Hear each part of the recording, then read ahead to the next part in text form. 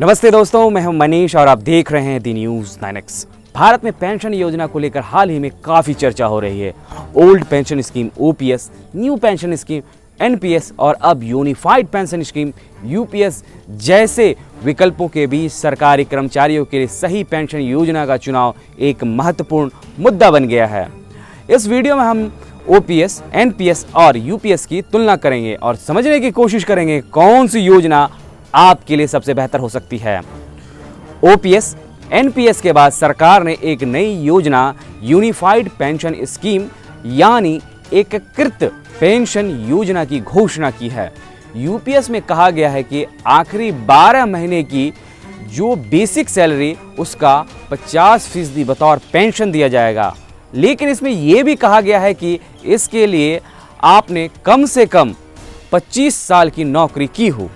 जानिए OPS, NPS और UPS कर्मचारियों के लिए कौन सी पेंशन सुविधा बेहतर है। ओपीएस, एनपीएस के बाद सरकार ने एक नई योजना यूनिफाइड पेंशन स्कीम की घोषणा की है। पेंशन को लेकर जबरदस्त टेंशन थी और चुनाव आते ही सत्ताधारी बीजेपी को तनाव होने लगता था। विपक्ष ने पुराने पेंशन योजना को एक बड़ा मुद्दा बना दिया था और हिमाचल में इसी को आधार बनाकर कांग्रेस ने बीजेपी को पटकनी दी। हिमाचल की राह पर ही राजस्थान, पंजाब, झारखंड और छत्तीसगढ़ में भी पुरानी पेंशन योजना लागू करने की घोषणा कर दी गई। पेंशन योजना की समीक्षा को लेकर पिछले साल एक कमेटी बनी थी। सरकार ये कहती रही कि वित्तीय अनुशासन बहुत ज़रूरी है। अगर पुराना पेंशन योजना जारी रखी गई या जो राज्यों में लागू करने की बात कर रहे हैं तो अर्थव्यवस्था डगमगा जाएगी। हिमाचल का 79% कर्ज सिर्फ पेंशन देने से जा रहा है। यूपीएस में कहा गया है कि आखिरी 12 महीने की आपकी जो बेसिक सैलरी है उसका 50% बतौर पेंशन दिया जाएगा। लेकिन इसमें यह भी कहा गया है कि इसके लिए आपने कम से कम 25 साल की नौकरी की हो। उससे कम की है तो वह घटती हुई चली जाएगी। उसके साथ ही अगर आपने 10 साल नौकरी की तो 10,000 न्यूनतम पेंशन मिलेगा। अब आपके मन में सवाल हो रहा होगा कि यूपीएस में क्या बदलाव हुआ है।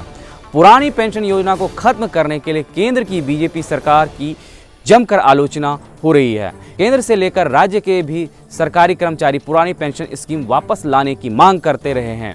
राजस्थान में जब कांग्रेस की सरकार थी तो उन्होंने पुरानी पेंशन को लागू किया था, जो कि आज तक लागू है। अब शनिवार को कैबिनेट की बैठक में एकीकृत पेंशन योजना यानी यूपीएस पर मोहर लग गई है। केंद्र सरकार का यह फैसला अगले वित्त वर्ष यानी 25-26 को लागू हो जाएगा। यूपीएस की सबसे बड़ी खूबी यही है कि इसमें पुरानी पेंशन योजना यानी ओपीएस और राष्ट्रीय पेंशन योजना यानी एनपीएस की खासियतों को शामिल किया गया है। ओपीएस की तरह यूपीएस में भी निश्चित पेंशन सुनिश्चित की जा रही है और यही मांग कर्मचारी लगातार करते आ रहे हैं।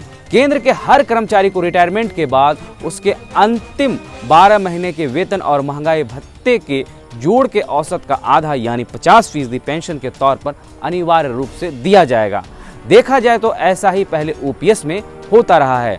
निश्चित फैमिली पेंशन, निश्चित न्यूनतम पेंशन, मुद्रास्फीति, इंडेक्सेशन, महंगाई राहत और रिटायरमेंट पर ग्रेजुएटी के अलावा एक मुश्त भुगतान भी यूपीएस में शामिल है। OPS versus NPS versus UPS में क्या है अंतर, जानते हैं। सरकारी कर्मचारियों को पेंशन पाने के लिए यूपीएस और न्यू पेंशन स्कीम में से किसी एक को विकल्प के रूप में चुनना होगा। वहीं कुछ राज्यों में सरकारी कर्मचारियों के लिए ओल्ड पेंशन स्कीम भी लागू है। यूपीएस की तरह केंद्र सरकार ने सरकारी कर्मचारियों को पेंशन दी है। सरकारी कर्मचारियों के लिए 25 साल नौकरी करने पर रिटायर्ड होने के बाद उसकी पिछले 12 महीने की बेसिक सैलरी का 50% पेंशन के रूप में दिया जाएगा। इस स्कीम की खास बात यह है कि इसे एश्योर्ड पेंशन का प्रावधान है। अगर कोई व्यक्ति 10 साल नौकरी करता है तो उसे कम से कम 10,000 पेंशन दी जाएगी। इसमें फैमिली पेंशन का भी प्रावधान है, जिसके अनुसार अगर रिटायर्ड होने के बाद कर्मचारी की मृत्यु हो जाती है तो उसकी पेंशन का 60% हिस्सा परिवारजनों को मिलेगा। यूपीएस में रिटायरमेंट पर एक मुश्त राशि दी जाती है। इसकी गणना कर्मचारी के हर 6 महीने की सेवा पर मूल वेतन और महंगाई भत्ते के 10वें हिस्से के तौर पर किया जाएगा। यूपीएस में रिटायरमेंट के बाद पेंशन बढ़ाने का भी प्रावधान है, जिसे इंडेक्स से जोड़ा गया है। यूपीएस केवल सरकारी कर्मचारियों के लिए है। इससे 23 लाख से ज्यादा केंद्रीय सरकारी कर्मचारी लाभान्वित होंगे। यूपीएस केवल सरकारी कर्मचारियों के लिए है, वहीं एनपीएस सरकारी और निजी दोनों क्षेत्रों के कर्मचारियों के लिए है। ओपीएस सरकारी क्षेत्र के कर्मचारियों के लिए थी। यूपीएस में पिछले 12 महीने की औसत बेसिक सैलरी का 50% रिटायरमेंट के बाद पेंशन के रूप में दिया जाएगा, जबकि एनपीएस में रिटायरमेंट के बाद कोई गारंटीड पेंशन का प्रावधान नहीं था, जबकि ओपीएस आखिरी बेसिक सैलरी का 50% पेंशन के रूप में दिया जाता था। यूपीएस और ओपीएस एक सुरक्षित स्कीम है, वहीं एनपीएस शेयर बाजार से लिंक है। यूपीएस में एनपीएस की तरह ही वेतन का 10% यानी कि बेसिक प्लस डीए कटेगा। हालांकि इसमें सरकार का योगदान 18.5% का होगा, जो कि पहले 14% था। ओपीएस में कोई कटौती नहीं होती है। यूपीएस में तो रिटायरमेंट पर एक मुश्त राशि का प्रावधान किया गया है, जिसका कैलकुलेशन कर्मचारी के हर 6 महीने की सेवा पर मूल वेतन और महंगाई भत्ते के 10वें हिस्से के तौर पर किया जाएगा। एनपीएस में कुल जमा राशि में से 60% रिटायरमेंट पर एक मुश्त राशि निकाली जा सकती थी और 40% एनयूटी के लिए रखी जाती थी। यूपीएस और ओपीएस में पेंशन पाने के लिए कोई निवेश नहीं करना होता है, जबकि एनपीएस में फंड का 40% पैसा निवेश करना पड़ता है। यूपीएस और ओपीएस में इंडेक्स का फायदा मिलता है, जबकि एनपीएस में ऐसा नहीं था। यूपीएस में 10 साल नौकरी करने पर 10,000 प्रति महीने की पेंशन का प्रावधान है।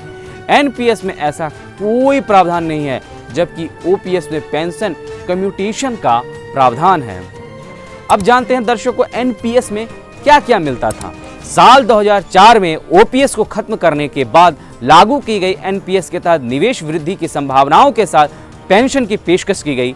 एनपीएस के अंतर्गत रिटायरमेंट के वक्त कर्मचारी के पास एक बचत का एक निश्चित हिस्सा निकालने का विकल्प होता है और बाकी बची राशि को मासिक पेंशन के तौर पर बांट दिया जाता है, ताकि नियमित मासिक आय सुनिश्चित हो जाए। कर्मचारी नौकरी के दौरान जमा की गई कुल राशि का 60% हिस्सा रिटायरमेंट पर निकाला जा सकता है, जबकि शेष 40% राशि से एनयूटी प्रोडक्ट खरीदा जाता है, जिसकी बदौलत अंतिम वेतन का 35% पेंशन तय हो जाती है। अब दर्शकों जानते हैं ओपीएस में क्या क्या मिलता था। ओल्ड पेंशन योजना यानी ओपीएस के अंतर्गत केंद्र और राज्य कर्मचारियों को उसकी अंतिम बेसिक सैलरी का आधा यानी 50% पेंशन के तौर पर तय था। इसी के साथ महंगाई से राहत के लिए डीए को भी इसमें शामिल किया गया था। अब यही नियम यूपीएस में भी तय किया गया है, यानी कर्मचारियों की एक बड़ी मांग यहाँ भी पूरी हो जाए। पहले भी यही था, जब भी सरकार महंगाई भत्ता बढ़ाती थी तो रिटायर्ड हो चुके कर्मचारियों की पेंशन भी बढ़ती थी।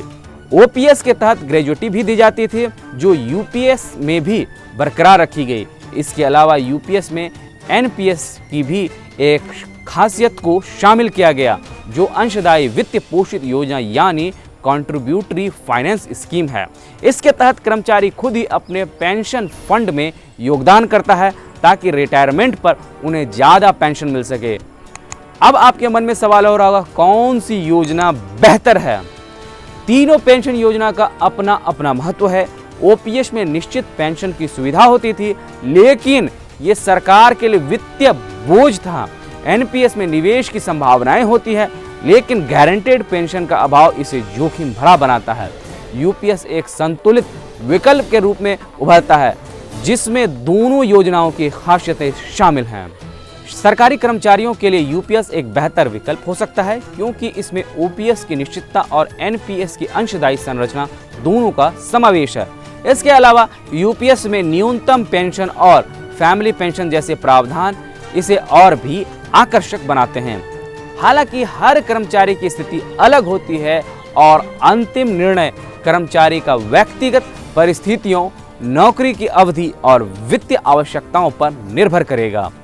यदि आप एक सुरक्षित और निश्चित पेंशन चाहते हैं तो यूपीएस और ओपीएस बेहतर विकल्प हो सकता है, यदि आप निवेश के माध्यम से अधिकतम लाभ की संभावनाओं को तलाशना चाहते हैं तो एनपीएस आपके लिए अधिक उपयुक्त हो सकता है। अतः सही विकल्प का चयन करना आपकी वित्तीय सुरक्षा के लिए महत्वपूर्ण है। बहरहाल दर्शकों, आपको हमारा ये वीडियो कैसा लगा, आप अपनी राय हमारे कमेंट बॉक्स में जरूर दें। अगर आप हमारे ये वीडियो फेसबुक पे देख रहे हैं तो हमारे फेसबुक पेज को लाइक कर लें। अगर आप हमारे ये वीडियो को यूट्यूब पर देख रहे हैं तो हमारे यूट्यूब चैनल को सब्सक्राइब कर लें।